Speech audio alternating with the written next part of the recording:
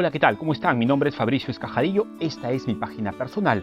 Y primero, disculpas. Ayer tuvimos una conversación con el erudito español, el prolífico escritor llamado César Vidal, y conversamos 1 hora con 20 minutos. Por alguna razón, en Facebook no se pudo transmitir esta larga charla. Además, es un buen amigo de nuestra casa.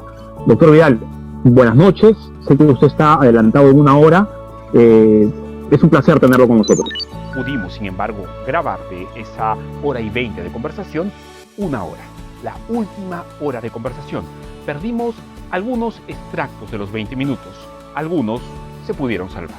Eran que solamente pueden cambiar nuestra sociedad de llegar a un cargo político como congresistas, senadores, etcétera, para poder hacer un cambio. Usted dijo que quien piensa así no conoce la historia, es decir, no conoce la historia, ¿no? Otro pequeño extracto que pudimos salvar es justamente este, y por alguna razón simboliza lo que César Vidal opina respecto de algunos cristianos que quieren entrar en política pensando que logrando un puesto público en el Congreso, como senador o como lo que fuera, podrán remediar la situación actual que vive nuestra sociedad. Eran que solamente pueden cambiar nuestra sociedad de llegar a un cargo político como congresistas, senadores, etcétera, para poder hacer un cambio. Usted dijo que quien piensa así no conoce la historia, es decir, no conoce la historia, ¿no? Pues bien, no dilatemos más el asunto y les dejo la hora completa de conversación con César Vidal. El tema, el cristiano y la política. De la última década en Hispanoamérica, la diferencia entre el candidato a la presidencia que ha ganado y el que ha perdido es inferior al número de los evangélicos que hay en ese país, al porcentaje de los evangélicos dentro de los votantes de ese país. Y eso es muy importante. ¿Me quiere decir usted que el porcentaje de evangélicos termina siendo fundamental a la hora de decidir? Totalmente. Es decir, si es que el porcentaje de evangélicos es superior a la diferencia entre el primer y el segundo candidato.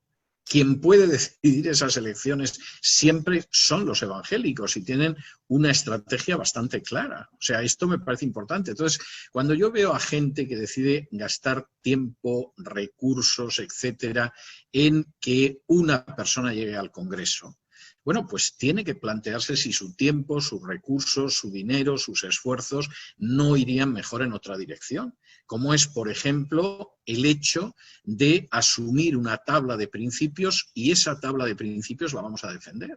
Y no estamos uncidos a un partido político y no vamos a llevar alianzas que son alianzas que nos van a perjudicar porque al cabo de un tiempo lo que vamos a recibir es una puñalada por la espalda, sino que nosotros seguimos avanzando la causa del Evangelio y el hecho de que existan esas personas que cada vez son más dentro de un país es lo que permite ser optimista y tener esperanza respecto a los cambios sociales. Hay una frase que yo repito prácticamente todos los días en mi programa y es que no es el país ni el paisaje, sino el paisanaje. Es decir, lo que al final cambia una sociedad no es gente que esté arriba. Esa es la visión católica y es la visión de los sistemas totalitarios del fascismo o del comunismo. Si tenemos una élite arriba, la sociedad nos sigue como ovejas. Pero nosotros creemos en algo distinto. Pensamos en que se puede producir una transformación espiritual de una parte de la sociedad suficientemente grande como para impulsar esos cambios. Y mientras eso no se comprenda, vamos a estar cayendo en un error tras otro, sembrando la división dentro del cuerpo de Cristo y perdiendo una oportunidad en esta generación que no sabemos cuándo la vamos a volver a tener. Me vienen 2 preguntas ahí, pero voy a hacer la primera antes de que me olvide. ¿Cómo identificar a un cristiano que sinceramente está actuando movido por su ánimo de servir a Cristo, de ser embajador de Cristo desde la política, o sea que su ánimo es sincero, con uno que quiere simplemente ganar? Hacer carrera. Digamos, bueno, actuar por medio para satisfacer sus tripas, sus entrañas, ¿verdad? Como se dice.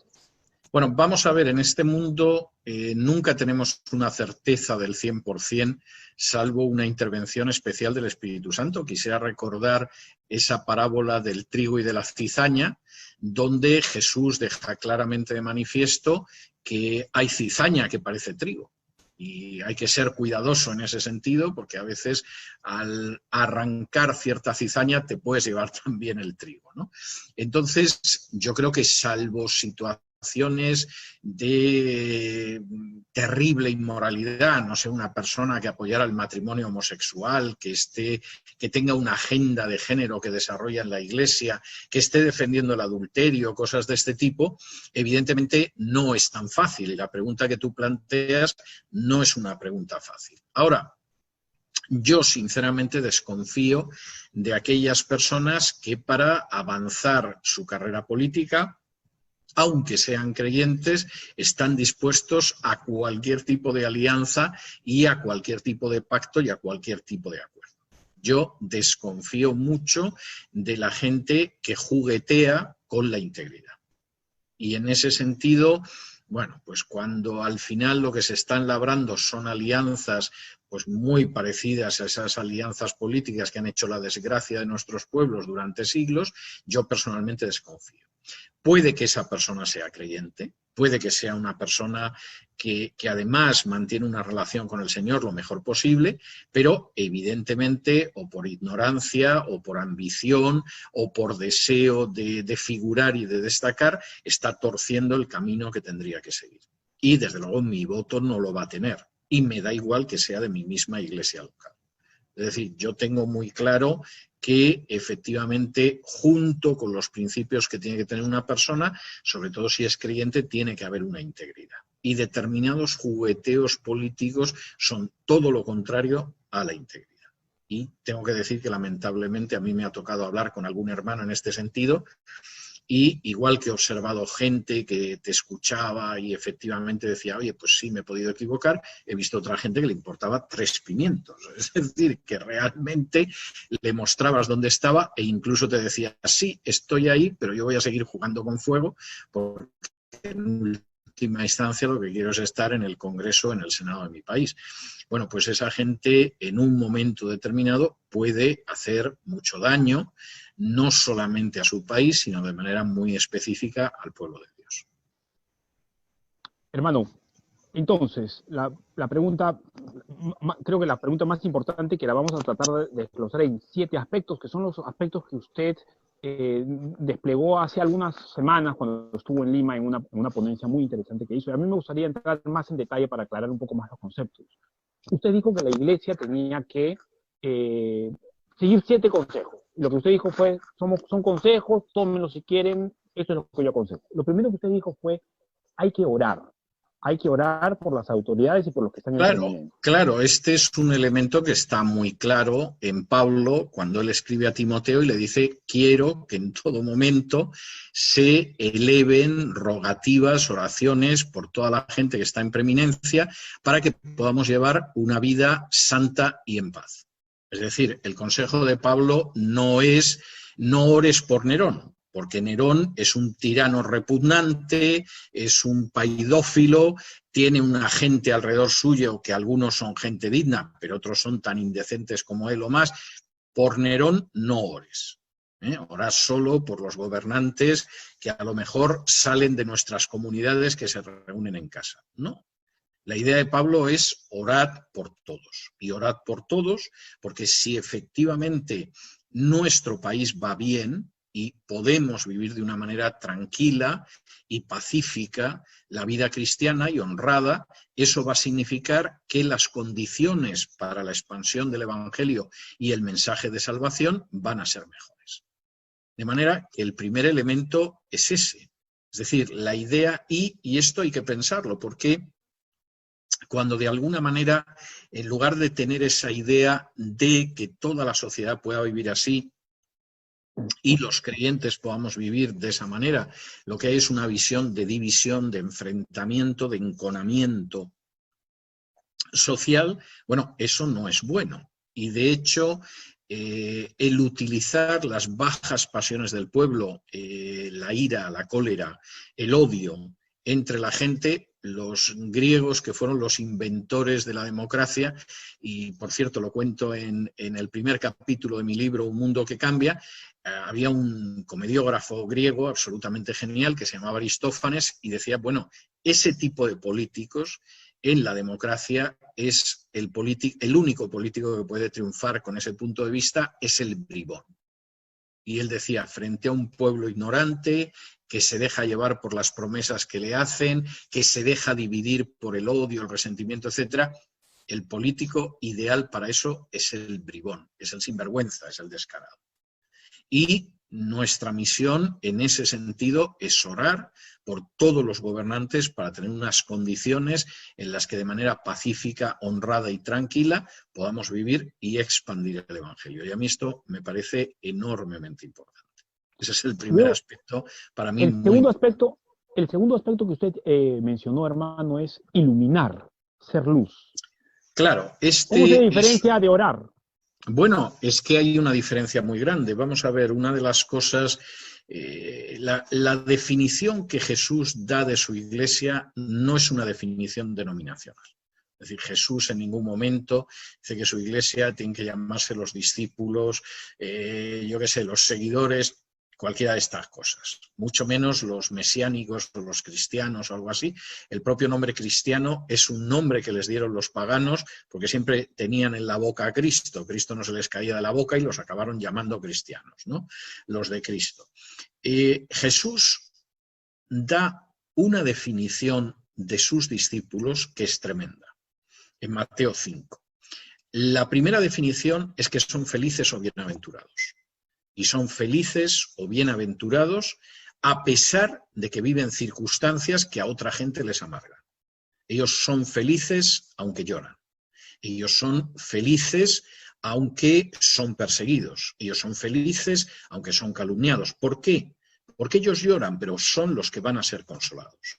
Porque ellos tienen hambre y sed de justicia, pero ellos sí van a ser saciados en ese hambre y esa sed de justicia.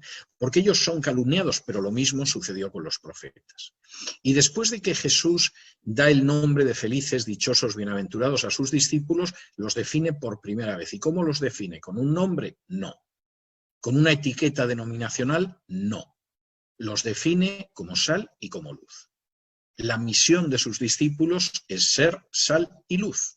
Y de la misma manera que la sal impedía en la época de Jesús, pero a lo largo de siglos, que se produjera la corrupción de los alimentos, los discípulos tienen que impedir que se produzca la corrupción de la sociedad en la que viven. Y de la misma manera que la luz muestra dónde estamos y cómo tenemos que movernos, los discípulos de Jesús tienen que arrojar luz. No ir buscando alianzas con las tinieblas, sino arrojando luz en medio de la sociedad.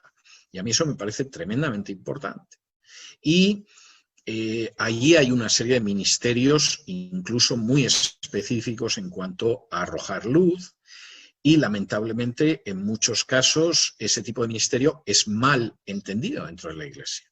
Por definición, quien arroja luz en situaciones, además una luz especial en situaciones de crisis, es el profeta. Y no hay nada más que leer a Amós o Isaías o Jeremías para darse cuenta de que es eso. Cuando de pronto el profeta, en vez de la Iglesia contemplarlo de esa manera, lo contempla como un sujeto que se dedica a adivinar el futuro y que dice tonterías como estas elecciones, el espíritu me está diciendo que las va a ganar una mujer y luego esa mujer apenas llega al 1% del electorado, bueno, sí, tienes ahí un profeta, pero un falso profeta. Y la Iglesia tiene que tener muy claro que tiene que arrojar luz y que hay un ministerio profético que va más allá de los profetas y que es de toda la Iglesia en el sentido de mostrar a la sociedad donde se encuentra. Y la Iglesia no puede decidir de pronto que hay una causa más importante que otra. O sea, yo ahora mismo veo mucho peligro en que la Iglesia se emborrache de ideología de género. Es decir, hay que enfrentarse con la ideología de género, porque eso afecta a los no nacidos, eso afecta a la familia, eso afecta a la educación de los niños, etcétera, etcétera. Pero no es el único problema que tiene la sociedad. Y lo de compasión. A mí me gustaría que además de señalar que el aborto no tiene que legalizarse, la Iglesia diera una salida a esas madres solteras que están pensando en abortar, y la Iglesia pudiera decir a esas mujeres: no te desprendas de tu niño, te vamos a ayudar a que tengas ese niño, en vez de simplemente pensar en la prohibición del aborto, que está bien, pero que es insuficiente. Y la Dar un Iglesia paso más parece que ha allá. olvidado lo otro. Pero por supuesto, vamos a ver, la Iglesia, por supuesto, tiene que estar muy atenta al adoctrinamiento en ideología de género en las escuelas, en las aulas. Pero es que la Iglesia tiene que estar muy atenta a la educación. Y yo Pero, no veo que exista esa preocupación por la hermano, pero educación. quizá no existe eso porque si es que la Iglesia, no estoy hablando de denominaciones, sino estoy hablando de la Iglesia como cuerpo de Cristo, Sí. apuesta por dar un paso más allá por el aborto y no solamente quedarse en el mero concepto de la defensa, va a tener que apelar al amor. Va a tener que apelar a un amor en el cual se va a tener que renunciar a sus presupuestos, a sus... Bueno, digamos, y va a tener en un momento determinado que asumir los valores bíblicos que recuperó la Reforma. Es decir, está bien que los padres defiendan del adoctrinamiento a sus hijos, están cumpliendo con su deber y no pueden renunciar a ese deber. Pero la Iglesia tiene que recuperar la educación. Los países que en un momento determinado abrazan la Reforma y reciben toda una serie de principios, de valores que hay en la Biblia, por ejemplo, uno de ellos es la educación. Y eso implica el enorme avance que se produce en los países reformados frente a los países católicos. Es decir, no es casualidad que Princeton, que Harvard, que Yale fueran universidades creadas por los puritanos que seguían los principios bíblicos recuperados por la Reforma. ¿De qué me sirve a mí que los españoles abrieran una universidad en el Perú o en México antes de Harvard, de Yale o de Princeton, si era una universidad que no permitía el método científico, que estaba totalmente sometida a la Iglesia Católica y que, por supuesto, al cabo de los siglos, Harvard, Yale y Princeton siguen estando a la cabeza del mundo? Y no tenemos una sola de esas universidades en Hispanoamérica que esté entre las 100 primeras del mundo. Ni las que fundaron los españoles, ni las que se fundaron después de la salida de los españoles. La educación es una batalla que hay que tener. Y no basta con de pronto alarmarse por el adoctrinamiento en ideología de género. Insisto, esa tarea hay que hacerla, pero es que hay que pensar en la educación. Y claro, esto significa, y creo que lo que tú has dicho es muy importante, que tenemos que repensar nuestros presupuestos. Es que a lo mejor resulta que no es necesario que un pastor tenga un jet privado y que ese dinero lo podría emplear en cosas muchísimo más beneficiosas para la comunidad y su congregación, como tener, por ejemplo, una forma de educación o como tener una forma de atender a esas madres solteras embarazadas, infinidad de cosas que se me podrían ocurrir, como el cuidado de ancianos, etcétera, etcétera. Es verdad que eso le va a quitar focos a esa persona que se dedica a ser un clérigo y que evidentemente esos focos muestran su prosperidad, su éxito económico, etc. Sí, pero es que la finalidad del ministerio cristiano no es enaltecer a los hombres, nunca lo ha sido. Y Jesús siempre dejó muy claro que, a diferencia del comportamiento del mundo que busca enseñorearse de los demás para beneficio propio, sus apóstoles, sus discípulos más cercanos, se caracterizarían porque servirían como él había venido a servir y a dar su vida en rescate por muchos. Y esto significa que tenemos que reorientar mucho de lo que ha sido nuestra visión en las últimas décadas. O nos resignamos a perder esta generación y, por supuesto, la generación nuestra no entrará en la tierra prometida del cambio que necesita Hispanoamérica desde hace 500 años. Seremos una generación. Eso es interesante. Usted también mencionó, y ahora nos hemos salteado un poco, usted habló de trabajar, y trabajar hasta en los pequeños detalles, hasta en estas cosas que no parecen tan importantes, pero que, visto desde arriba, generan un cambio positivo en la sociedad. Una de esas cosas es la educación, usted lo ha mencionado. Quizá otra de esas cosas también sea la insistencia en la predicación correcta del Evangelio. Y en una serie, eso sin ningún género de dudas, pero incluso en una Te lo serie digo de porque, te lo digo porque principios. hay algunas denominaciones que están apostando por la prosperidad, están apostando por otras cosas y no se están centrando en el Evangelio bíblico. No, no me cabe la menor duda, pero además todos esos principios bíblicos finalmente en muchos casos no se están enseñando. Vamos a ver, uno de los grandes dramas del pueblo evangélico en Hispanoamérica es que ha salido de la Iglesia Católica, pero la Iglesia Católica no ha salido de ellos. Es decir, han dejado de tener imágenes de la Virgen en casa, han dejado de tener santos, no rezan el rosario. Es decir, hay una serie de cosas que efectivamente han visto claras. Pero luego hay una serie de conductas que son muy dañinas socialmente y que han hecho un enorme daño a Hispanoamérica, a las distintas repúblicas, que parten de esa base hispano-católica, que es la base cultural de Hispanoamérica, con todas las diferencias que puede haber entre Perú o México, Argentina o el Paraguay, es una base común, y esa base tiene que ser sustituida por una base que arranque de la Biblia. ¿Y eso qué significa? Bueno, eso significa, por ejemplo, que vamos a trabajar no desde la perspectiva de la contrarreforma católica, que cree que el trabajo es un castigo de Dios. El trabajo nunca ha sido un castigo de Dios. Dios creó a Adán para que trabajara en el huerto del Edén. Lo que es una consecuencia de la caída es cómo se han retorcido las condiciones del trabajo, pero el trabajo lo tenemos que recuperar. Y los evangélicos tienen que ser conocidos en su sociedad como aquella gente que te hace el mejor trabajo. Que tú de pronto llamas a un carpintero, llamas a un contador, llamas a una persona que repara automóviles y si es evangélico, sabes que no te va a engañar y que te va a hacer el mejor trabajo. Esto genera un cambio. Y eso es esencial. Esto genera un cambio en la sociedad. Eso crea un cambio social.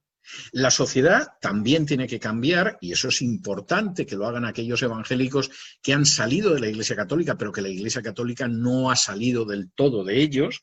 Eso implica cambiar en los pecados veniales católicos, como son la mentira y el hurto. La mentira y el hurto son los padres de la corrupción. Y no paramos de quejarnos de la corrupción que hay en nuestros países, con mucha razón, pero vivimos en una sociedad que cree en la mentira y el hurto, y eso no puede ser.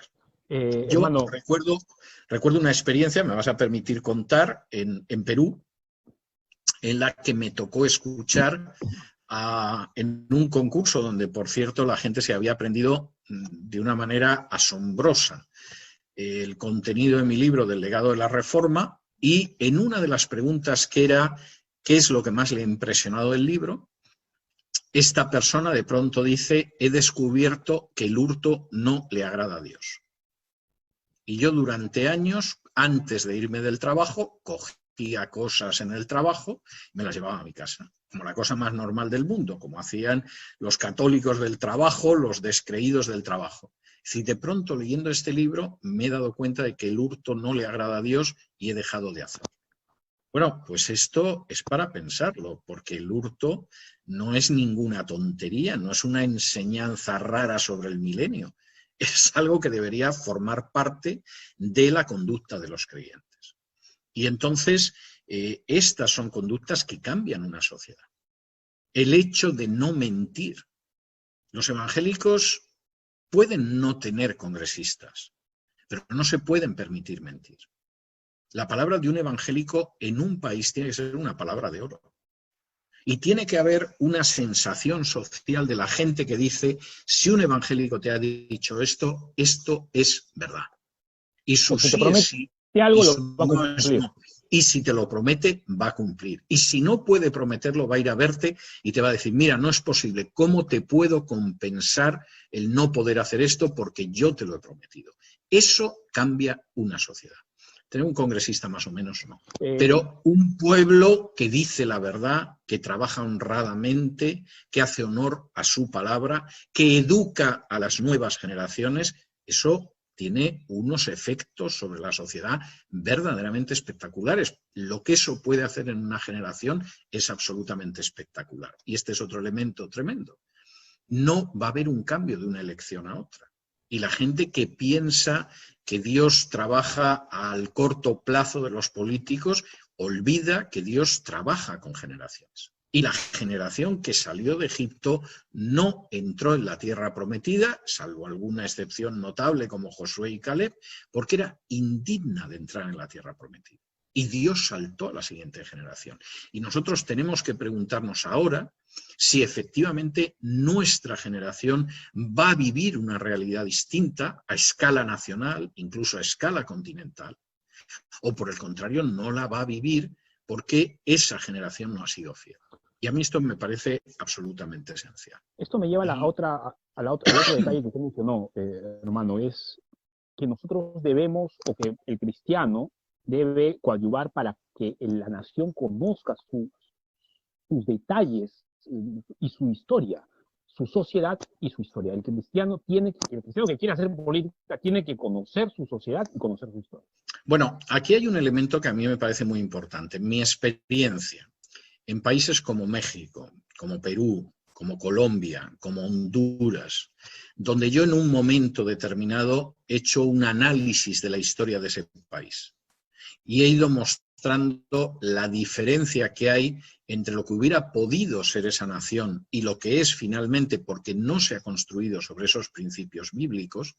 Yo he comprobado que el impacto que eso causaba en la gente era tremendo. Yo he visto cómo he tenido exposiciones de este tipo en distintos países de Hispanoamérica, incluido el Perú, y ha habido gente que se me ha acercado para decirme, mire usted, en 4 años de estudiar historia del Perú o de México o de Honduras en la universidad, jamás aprendí y comprendí a mi país como en la hora y media que le he estado escuchando a usted. Y esta es una finalidad del cuerpo de Cristo. Es decir, poder mostrar lo que es esa sociedad. Y a esa sociedad, efectivamente, llamarla a la conversión. Al hecho de que esa sociedad no puede avanzar o avanzará 2 pasos y retrocederá 3, o se caerá en el camino, o se romperá una rodilla, etcétera, si esa sociedad no conoce en aquello que se ha apartado de Dios e intenta reorientar su camino hacia aquello que es la voluntad de Dios. Una sociedad sumida en la idolatría es una sociedad condenada a la desgracia cíclica. Y la Biblia, en ese sentido, es muy clara.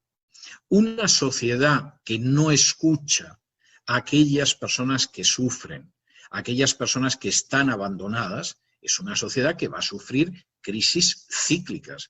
Una sociedad donde la mentira no tiene importancia y la falta de respeto a la propiedad ajena es algo que tampoco es importante, es una sociedad que va a sufrir unos niveles insoportables de corrupción.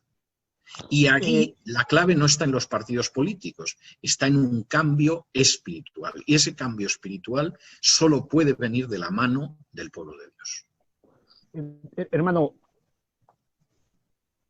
¿de qué pecado se tendría que arrepentir una nación como la peruana desde su perspectiva? Dado que tendríamos que conocer la historia y poder darnos cuenta en dónde fallamos. Hay muchas cosas dentro del Perú, ¿no? Y tampoco quisiera dar la sensación de que tengo una visión judicial y negativa del Perú, porque quienes lo conocemos en la intimidad, usted sabemos que quiere mucho al Perú.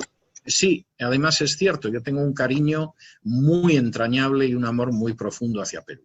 Ahora, eso significa que forzosamente Perú tiene que cambiar cosas en su historia. Perú es un país que podría ser uno de los países que estuvieran entre los más avanzados del mundo, y Perú es un país donde cada vez que se ha producido una subida como consecuencia de algún fenómeno económico importante, y eso lo mismo ha sido la explotación de los metales preciosos que la explotación del guano, etcétera. Es decir, la historia de Perú es como una noria en la que de pronto sube a lo más alto y siempre se produce una caída espantosa porque ese paisanaje no es consciente de aquellas cosas que tiene que cambiar. Es decir, los peruanos, con las excepciones que todos aceptamos, tienen que cambiar su visión del trabajo.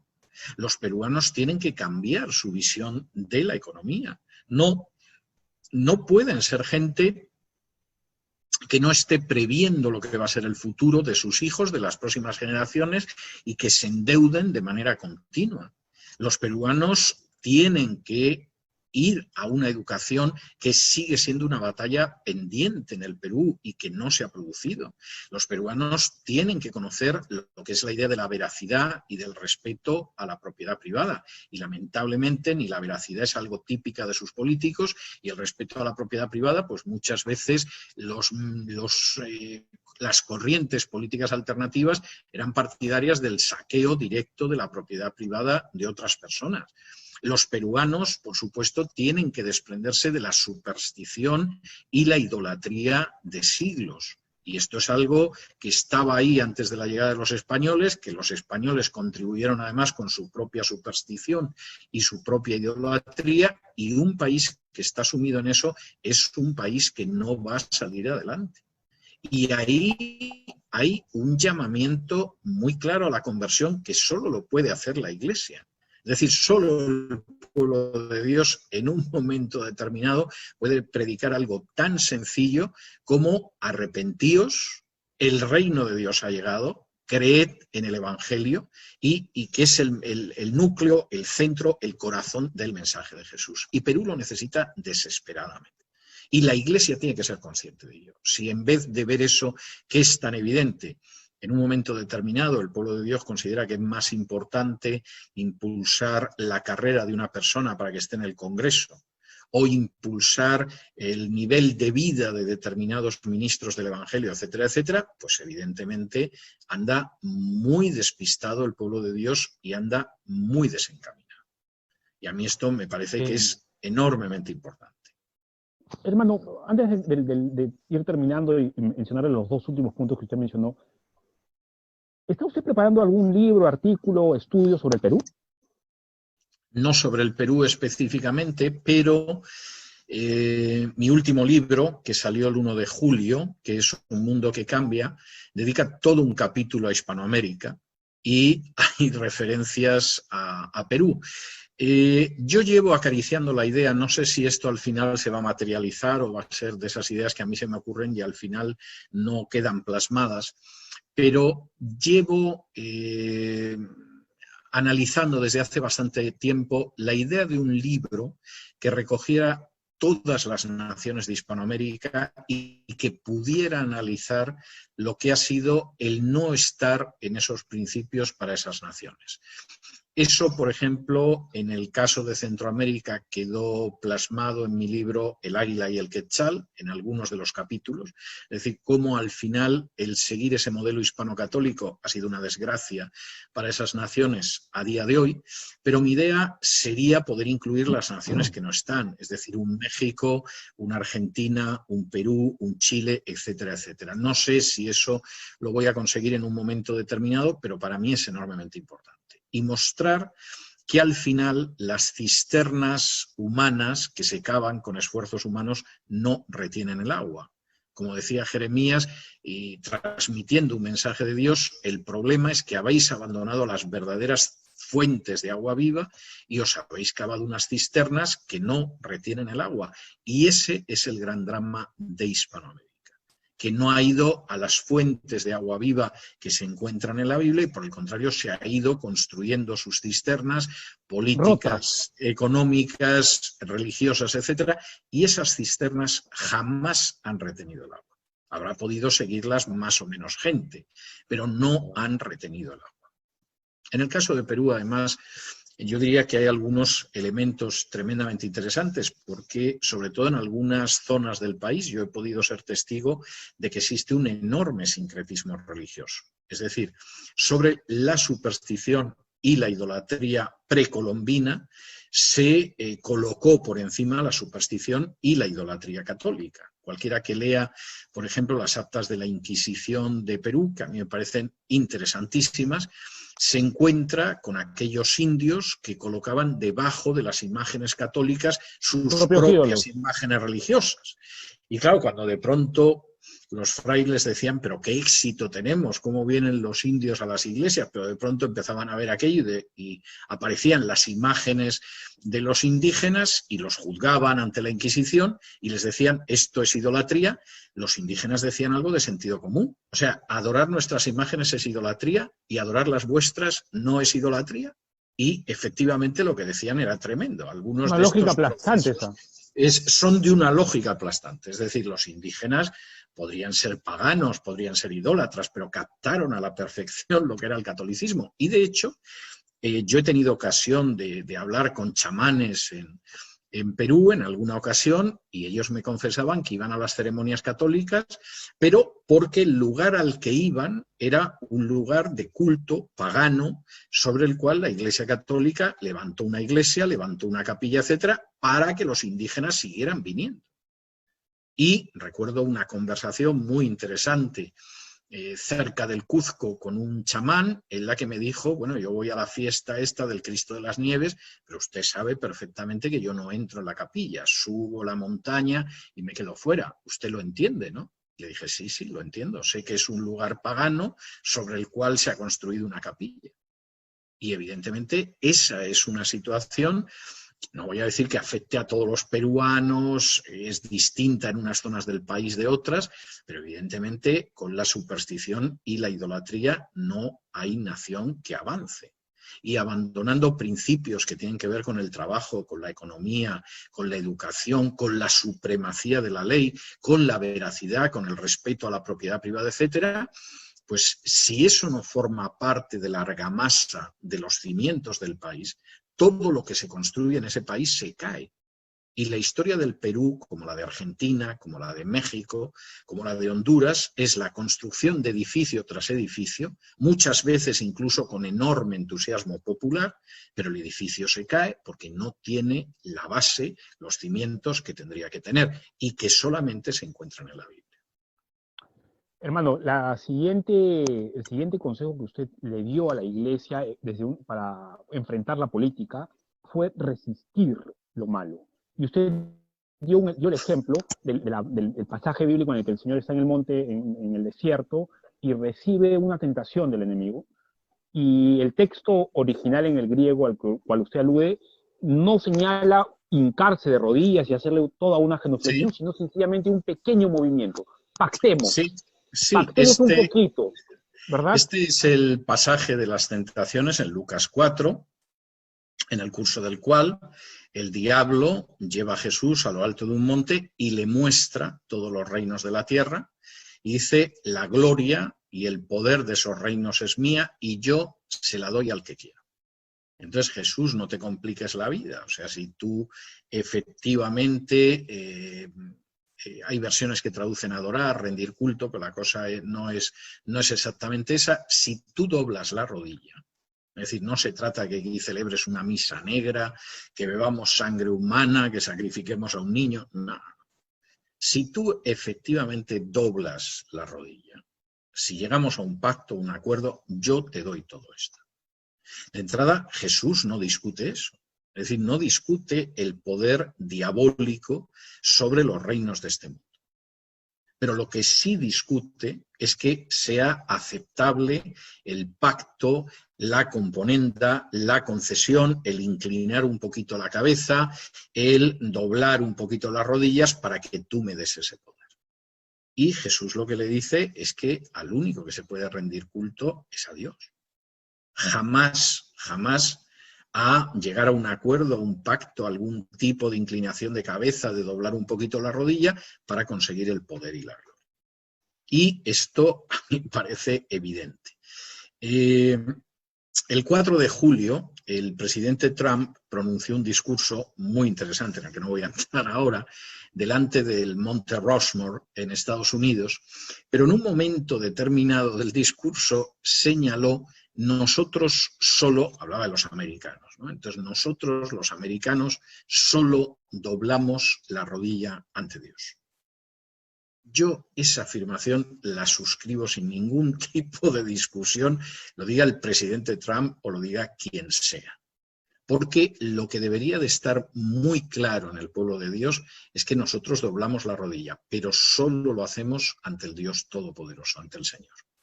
Y por supuesto no vamos a doblar la rodilla ante el diablo, aunque sea un poquito, para conseguir el poder y la gloria de los reinos de este mundo. Y eso es muy importante tenerlo en cuenta. Hay gente que está dispuesta al pacto, a las concesiones, a los arreglos, a los acuerdos, que es algo típico de la política. Pero evidentemente no es lo que nosotros deberíamos hacer. ¿Qué opina usted del presidente Trump?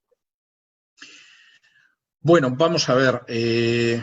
Yo no sé si el presidente Trump es creyente, es posible que no lo sea, pero sí es verdad que ha desarrollado políticas en la línea de muchos creyentes. Es decir, ha sido el presidente, yo diría que más manifiestamente provida en Estados Unidos. Creo que es un presidente que ha insistido en este discurso. Por ejemplo, del Monte Rushmore decía que todos los niños están hechos a imagen y semejanza de Dios, sean o no nacidos, lo cual era una referencia muy clara a la monstruosidad que significa el aborto. Ha insistido muchísimo en esa posición provida, ha atado bastante corto a Planned Parenthood, no ha podido frenarla del todo, pero yo diría que ha limitado muchísimo las acciones de Planned Parenthood. Tiene la intención, y es una batalla que también ha combatido, de evitar el adoctrinamiento en las escuelas, es decir, seguir manteniendo el derecho de los padres a dar a sus hijos la educación que desean. Y creo que hay bastantes aspectos en los que él ha estado muy cerca de la agenda pro familia y la agenda pro vida. En el terreno económico yo creo que ha tenido una gestión bastante buena, quizá no tanto como seguramente como él hubiera querido y como prometió, pero creo que aún así ha sido una gestión económica muy buena. Hay que tener en cuenta que en el mes de mayo Estados Unidos recuperó más de 2,5 millones de empleos, en junio ha recuperado más de 3,5 millones de empleos, en plena crisis más de 6 millones. Esto es algo verdaderamente espectacular y ahora mismo pues tiene una cifra de desempleo que seguramente para cuando lleguen las elecciones va a ser muy baja. Trump ha creado más empleos que ningún presidente antes en la historia de los Estados Unidos y creo, seguramente lo hubiera querido hacer mejor, pero creo que lo ha hecho razonablemente bien. Y en términos de política exterior, pues yo hay cosas en las que estoy de acuerdo con Trump bastante y en otras creo que se ha equivocado deplorablemente, pero sí tengo que reconocer que se ha enfrentado con la agenda globalista, que me parece muy positivo, y que incluso él ha insistido mucho en que la política al final es el enfrentamiento entre los globalistas y los patriotas. Dicho sea de paso, ese es el subtítulo de mi último libro, De un mundo que cambia. De modo que yo creo que el juicio de Trump es un juicio que tiene que ser equilibrado. La mayor parte de las noticias son muy negativas sobre Trump, pero también son deformaciones de lo que sucede. Creo que en determinadas causas Trump ha estado mucho más cerca de posiciones cristianas que otros presidentes que supuestamente eran cristianos. Creo que la gestión económica ha sido en general positiva y creo que en política exterior se pueden discutir algunas cosas. Yo no estoy de acuerdo con ellas, pero también creo que otras han sido acertadas, ¿no? El balance, o sea, si yo le tuviera que dar una calificación a Donald Trump en términos de 1 a 10, yo seguramente le estaría dando un 7,5. Es más o menos un 15 en el Perú, porque nuestro sistema es hasta 20. O sea, el sistema educativo es de 1 a 20, sí, sería un 15. Pasa bien. O sea, no está entre los más burros, ni siquiera entre los que no han estudiado mucho, sino en los que estudiaron y ahí están. No. Sería un notable en España, se llama todavía esa calificación, no sé si la siguen llamando, pero en mi época era un notable alto, el 7,5, ya, en fin. Todavía a distancia del sobresaliente, pero un notable alto. Yo creo que es el caso de Donald Trump. El último consejo que usted le dio a la Iglesia para hacer política o para enfrentar el tema político es: cuando tengan la cartilla de votación en las manos, voten por valores y no por partidos políticos. Es que eso a mí me parece muy claro. Yo creo que una de las grandes tentaciones que implican doblar un poco la rodilla o doblar un poco la cabeza, pero una de las grandes tentaciones de los evangélicos es al final unirse a un partido político. Eso es peligroso, no tiene nada de particular si el partido te engaña. El presidente de México engañó miserablemente a los evangélicos, que fueron tan ingenuos de creer en él y de no firmar, por ejemplo, un documento donde el candidato presidencial se comprometiera a mantener una serie de promesas. No había jurado todavía el cargo de presidente de México y ya estaba traicionando las promesas que había hecho a los evangélicos en temas como el matrimonio homosexual, el aborto, etcétera, etcétera. O sea, esto fue de un descaro impresionante, ¿no? Y yo creo que los evangélicos tienen que ser muy claros que votan principios. Es decir, ningún partido es el partido de los evangélicos. Y eso lo deberíamos de tener muy claro. Y aunque presenten a evangélicos en sus filas, lo que hay que votar realmente es una serie de principios. Y si en un momento determinado efectivamente deciden endosar a un candidato a la presidencia, que es muy posible que lo lleven a la casa presidencial, en estos momentos con la población evangélica que hay, eso tiene que estar unido a un compromiso firmado. Es decir, señor candidato a la presidencia, usted se compromete a esta serie de cuestiones que para nosotros son importantes. Usted no va a acabar con la libertad de culto en este país. Usted no va a acabar con la libertad de educación en este país. Usted no va a lanzar a los niños no nacidos a la muerte. Usted no va a aprobar una ley de eutanasia para acabar con enfermos o acabar con ancianos. Es decir, hay una serie de puntos. Si usted efectivamente acepta firmar un compromiso público en esta dirección, nosotros lo vamos a respaldar. Si usted no lo hace, pues hombre, si en su plataforma está el aborto, está acabar con la libertad de enseñanza, está acabar con la libertad de culto, etcétera, etcétera, olvídese de nosotros porque no queremos saber nada con usted. Y a mí esto me parece que es absolutamente esencial. Todo esto que hemos estado viendo en esta hora y algo que llevamos de conversación tiene una condición previa que me parece muy importante y que a alguno le sonará demasiado espiritualista, pero que es esencial. Y es que el pueblo de Dios tiene que volverse a las Escrituras. El pueblo de Dios se ha distraído mucho con otros entretenimientos. Hay gente que decide que va a una iglesia porque el grupo de alabanza es muy bueno. No, el pueblo de Dios no está yendo a un espectáculo. Está muy bien si el grupo de alabanza es muy bueno, pero eso no puede decidir lo que es la asistencia a una iglesia. El grupo, una familia va a una iglesia porque tienen un sistema de atender muy bien a los niños el domingo. Eso está muy bien, pero esa no es razón para escoger una congregación local. El aspecto esencial es que se esté predicando lo que el libro de los Hechos llama todo el consejo de Dios, es decir, las Escrituras. Y eso es lo que debe decidir a una iglesia. Y eso es lo que permite construir y hacer madurar al pueblo de Dios. Cuando Dios se dirige a Josué y le dice que le va a apoyar, que va a estar con él, como estuvo con Moisés, etc., le dice algo que es muy importante. Tú vas a estar meditando día y noche este libro de la ley que yo le di a Moisés. Y eso significa no que vas a ver los versículos muchas veces descontextuados de la predicación del domingo. Yo he visto predicaciones bochornosas donde se echaba mano de un versículo y luego se pasaba una hora el predicador supuestamente hablando de ese versículo, pero diciendo a veces todo lo contrario a lo que decía el versículo o cosas que no tienen nada que ver con el versículo.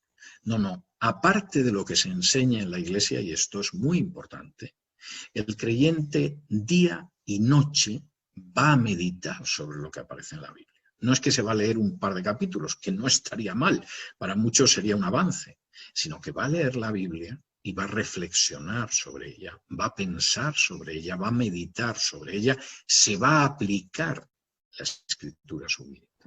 Y eso es el inicio del gran cambio. Y sin eso, el cambio no se va a producir, aunque en un momento determinado tengamos toda una bancada de congresistas evangélicos. Hermano, en resumen, para terminar, cuando veamos que hay aparentemente un candidato o un precandidato a la presidencia, al Congreso, etcétera, que afirma ser cristiano, el cristiano tiene que prender las alertas y tiene que empezar a tratar de percibir qué es lo primero que él, de acuerdo a todo lo que usted nos ha dicho, es lo primero que tiene que tener claro. Bueno, vamos a ver. Si creo que el hecho de que una persona afirme que es cristiana, en el contexto en el que vivimos, a mí no me dice mucho lo que la afirma. Y eso sí, tengo que decir que incluso cuando de pronto veo a ciertas personas que dicen el Señor me ha dicho, ahí sí que se me suele encender la luz roja hasta poder examinar la situación. Yo recuerdo perfectamente, yo estaba, de pronto anunció que se iba a presentar a la nominación presidencial del Partido Republicano porque el Señor se lo había dicho. Bueno, en una de las primeras barridas de candidatos desapareció Pat Robertson. Entonces es para decir, bueno, esto ya Pat Robertson, o sea, esto no tiene coherencia, se mire como se mire. Entonces, yo no estoy diciendo que no sea importante que de pronto aparezca una persona y diga que es cristiana, pero eso tiene que dejarlo claro. Es decir, ¿cuál es su plataforma electoral? Su plataforma electoral es una plataforma que se basa en principios bíblicos o es una plataforma en la que va a entrar hasta el sacristán de la parroquia del Cristo sobre la moto para que así pueda votarle todo el mundo. Bueno, pues eso es importante. Es decir, ¿es una persona que tiene una integridad a sus principios o es una persona que, bueno, no, ya le duele la nuca de las veces que inclina la cabeza?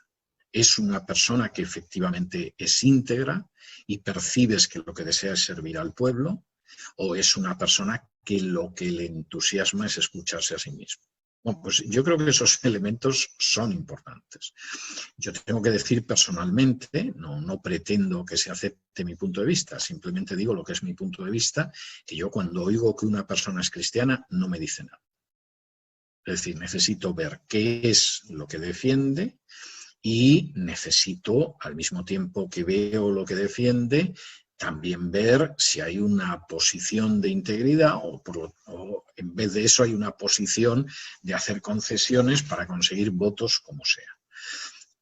Hace 4 años yo estaba presente en la presentación que hizo de su candidatura en Florida Hillary Clinton.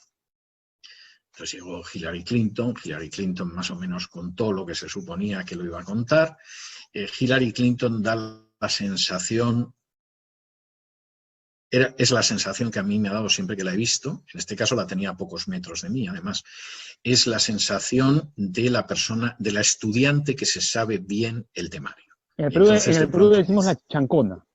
O sea, la que estudió. En España la llaman empollones, los llaman empollones, ¿no? Entonces ahí empollan las lecciones, ¿no? Como si fuera una gallina clueca.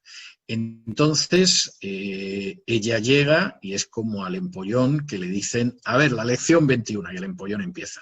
Y la repite de memoria. No está muy claro si sabe lo que está diciendo, pero la repite. Y Hillary Clinton, que yo he tenido ocasión de verla, pues es así, y entonces hay gente a la que impresiona. Pero su candidato a la vicepresidencia era un antiguo misionero católico.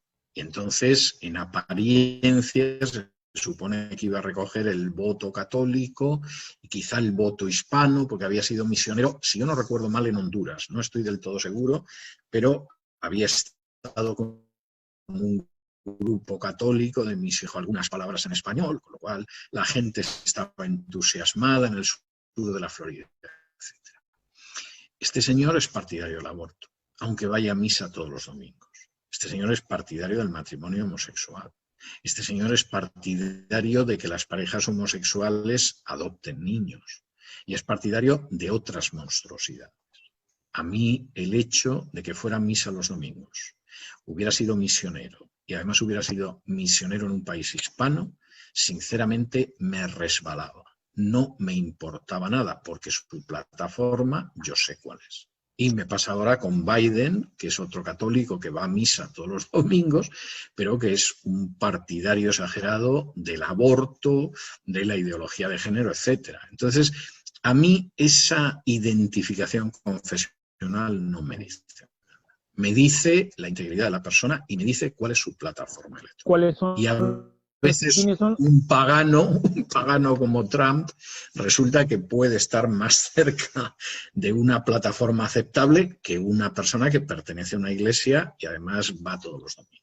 Bueno, hermano, realmente podríamos estar conversando. Yo sé la predisposición que tiene usted para enseñar, lo he visto en persona, usted tiene un ánimo, pero ya entiendo que es hora y media prácticamente que estamos hablando. Llevamos hora y media. Lo que pasa que es un peligro, Fabricio, que tú y yo nos pongamos a charlar, porque si tú y yo nos ponemos a charlar, como además nos enviciamos con la conversación, claro, es de eso que de pronto alguien llega con el desayuno y nos damos cuenta de que nos hemos pasado hablando toda la noche, ¿no? Entonces es algo habitual en nuestras conversaciones, lo cual yo agradezco, porque claro, esta conversación para mí es muy agradable. Estoy hablando con un amigo que además es un hermano muy querido y además es algo absolutamente espontáneo, es decir, esto finalmente no es una entrevista, es una conversación muy grata que yo disfruto mucho. O sea que he disfrutado mucho de esta conversación y no me da una sensación de cansancio, de la típica paliza que tienes esa sensación después de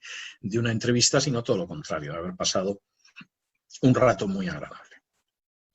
Bueno, tengo acá a una amiga mía que quiere saludarnos. Estamos en vivo, pero no lo voy a hacer igual, mi amor. Salúdale al hermano, por favor.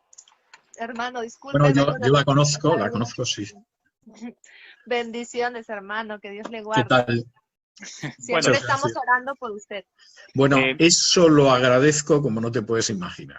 No te puedes imaginar lo que agradezco las oraciones de la gente. Seguramente es lo que más agradezco. Hermano, muchas gracias, muy amable. Solamente le pido 5 minutos en privado. Y bueno, espero que una conversación como esta se repita en la brevedad. Sé que su agenda está recargada. Seguramente en algún momento, si el Señor lo permite y su agenda lo permite, podemos repetirlo.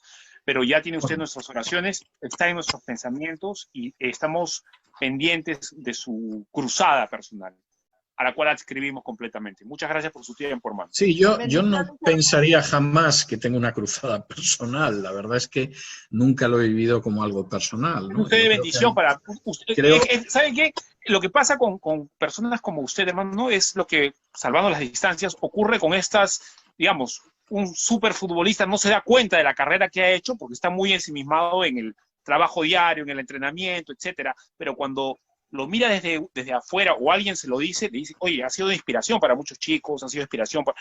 Salvando las distancias, porque lo que usted está haciendo es mucho más importante, es más o menos así. Seguramente no tiene usted la perspectiva, pero está siendo de bendición para mucha gente, para muchos de nosotros en los extramuros de Latinoamérica. Es usted una bendición, continúe como está, y si hay momentos en que el enemigo quiere alzar la garra contra usted o con cualquiera que está haciendo lo que usted hace, sepa usted que tiene detrás una legión de personas que está orando activamente por usted.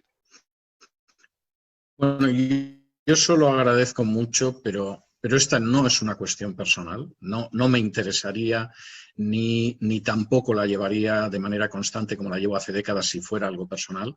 Es algo a lo que yo soy fiel y en lo que intento mantener toda integridad porque creo que la causa es del Señor. Y en ese sentido, mi papel es el de un miembro más de un cuerpo cuya cabeza es Cristo. Realmente es así, no creo que sea más importante, ¿no? Y no es una cruzada personal, o sea, sinceramente es simplemente mantenerme en lo que el Señor me ha ido diciendo y confirmando desde hace décadas, en la conciencia de que no soy más que un miembro del cuerpo de Cristo. Muy bien. Tiene usted un 18, le pongo. Bueno, como tú y como tu encantadora esposa que ha intentado saludarme un par de veces y yo la he interrumpido, ¿no? Y a la que tengo también muchísimo cariño y es una persona a la que amo también de todo corazón. Gracias, mi hermano. Muy amable. Nos quedamos con usted en privado 5 minutos y a todos nuestros seguidores, muchas gracias. Espero volver pronto con algo más por el estilo. Chao. Si les gustó esta conversación, pues ya saben, denle me gusta y espero volver más pronto que tarde con algo más por el estilo. Chao.